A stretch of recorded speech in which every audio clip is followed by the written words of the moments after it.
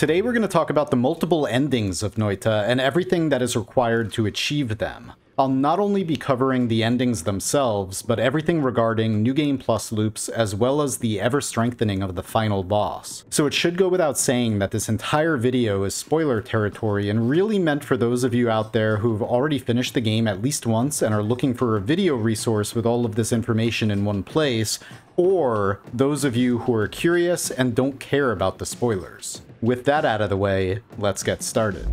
Part 1. The Boss. First of all, thank you to Ronclea for doing the initial research into this. During the course of your endeavors to achieve the multiple endings of this game, you'll no doubt run across this cute little guy right here, Three Eyes, or Colmy. While it's not currently necessary to fight it at all, for the sake of knowledge, this first part will detail the buffs the boss obtains as you obtain more orbs. And if you want to achieve all endings, you'll definitely be obtaining a lot of orbs. In addition to the specific buffs the boss obtains, each orb also buffs its primary attacks and HP.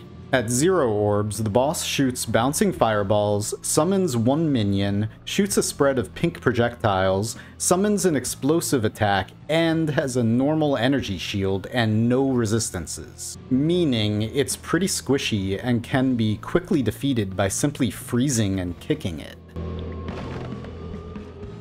At 1 orb, its shield gets upgraded to a projectile gravity field of sorts in which your projectiles are captured and fired back at you if you're not careful.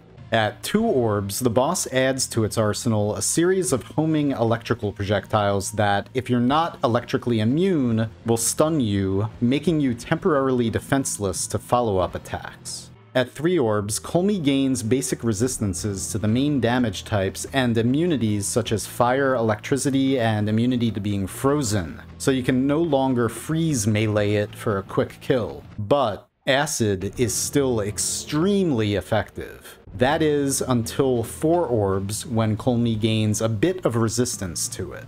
At 5 orbs, it becomes a bit more resistant to melee attacks like tentacles. And at 7 orbs, it becomes completely immune to acid, so no more 11 orb speedruns using acid to insta-kill it, which I think is a really good change.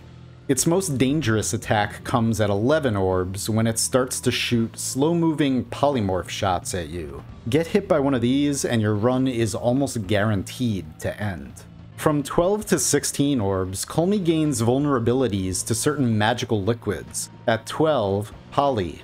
13, Chaotic Poly, 14, Teleportatium, 15, Acceleratium, and 16, Flammuxium. That means you can actually deal quite a bit of damage to the boss with these liquids. Just look at this GIF by Latali.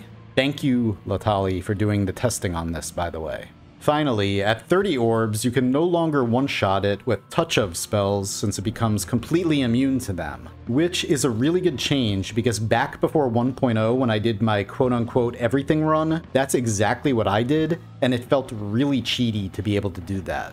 Part 2. The Endings. So you're probably already aware of the first ending. Basically, after passing 3 Eyes, you selfishly steal the Sampo to try to complete the work yourself. You succeed in creating gold, but at the cost of all life, including your own, because you didn't read the manual. What is the manual? The Orbs of True Knowledge. Acquiring certain amounts of orbs will result in different endings, but not by completing the work yourself. You have to selflessly struggle back up to the surface, where at the mountain altar, you return the Sampo to the gods. Since we'll need to collect orbs for these endings, let's take a quick look at this world map showing all of the orb locations in New Game. Starting from the left, we have one in the Frozen Vault, at the bottom of the Snow Chasm, in the main fungal cavern, in the Magical Temple, in the center of Hell, at the mountain altar itself, beneath the Lava Lake, past the Lava Lake, now guarded by Kazi, the Chasm boss, on top of the pyramid,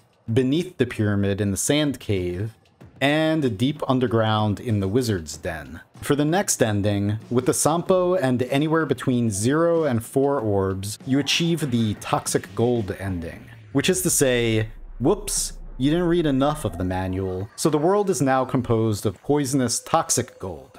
Good job. If you have toxic immunity, then this won't kill you, so you'll have to find another way to die. Cursed Rock AoE damage is usually the best way. Now, with anywhere between 5 and 10 orbs, you'll trigger New Game +1. You'll retain your wands, items, perks, and health. The world will be regenerated with more randomization in the biomes. Enemies will have more health, attack more rapidly, and will drop more gold. And most of the orbs will be more difficult to find. Latali made this very, very nice map showing the general spawn locations of the orb rooms in New Game Plus, and if you plan on achieving the ultimate ending, trust me, you're gonna want to memorize this. The only 2 orbs not outlined on this map are the 2 easy ones, at the mountain altar and on top of the pyramid. You may continue to loop New Game Pluses up to a max of New Game Plus 28, because each New Game cycle requires 1 more minimum orb to trigger, as shown here, and there are currently a max of 33 obtainable orbs in the New Game Plus world. So, why does New Game Plus 7 require 12 orbs instead of 11? And why not New Game Plus 29 requiring 33 orbs? Because both 11 and 33 orbs trigger unique endings. The first, with 11 orbs exactly, is the pure gold ending. Congratulations! The gods are impressed and have gifted you a world of gold. Unfortunately, there's not much else. At least you're rich. Again, as with the toxic gold ending, you can kill yourself in cursed rock areas to end the run and see your stats. Speaking of the toxic gold ending, if you try to end the run with 12 or more orbs before New Game Plus 7, you'll also trigger that ending. And now, for the ultimate ending. Prior to 1.0, several of us crazy individuals in the community decided to do 33 orb runs just because we could. Nala liked this idea so much that they actually incorporated it into the game as an official ending, perhaps the true ending. And along with this true ending comes a reward. But we're getting ahead of ourselves here, because I wouldn't even dream of doing this without killing the boss. Here's the wand I used to do it. This was back before Spells to Power was added, so this could be done way more efficiently and FPS friendly now. Special thanks to Goki Dev for sharing with us all this crazy high-end efficient wand sorcery. Anyway, now let's just take down a 33 orb boss with over 1 trillion HP in one shot. No big deal. Oh, hi Gordon. Alright. I blocked the lava flow just in case, which is great. You'll see why soon. Drink some Berserkium for extra damage because why not? And fire. Look at those numbers. Look at those gigantic numbers. Big, beautiful damage numbers. The recoil from the wand pushed me back onto the lava rock for a front row seat, which is perfect because we actually get to see those numbers just devour the boss. And I'm far enough away that I don't get hit by any of it myself, since just one of those tiny particles there is more than enough to kill me immediately. Just look at that health bar. Sure, I can't even move right now, but I don't need to. And it's done. In a few moments, when I was able to move again, I made my way up to the mountain altar for the long-desired conclusion.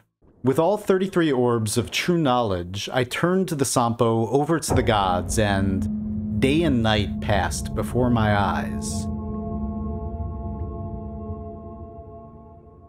The world has been restored, and everyone is much happier. The orbs were no longer obtainable, because I had already obtained true knowledge. There was peace in the world. So, after that long adventure, it was time to finally settle down with my trusty hound Maple to live out an existence of quiet tranquility.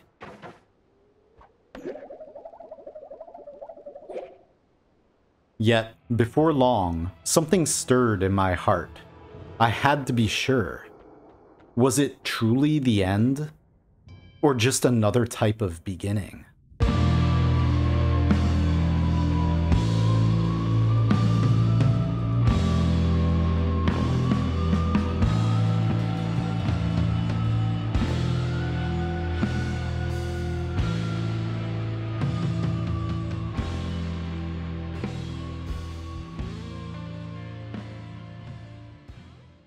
Anyway, after the credits roll, start a new game, and then bask in the glory that is Amulet Gang. For completing a 33 orb run, you are awarded with a permanent change to your player character's appearance, a golden amulet for you to proudly display for all future runs.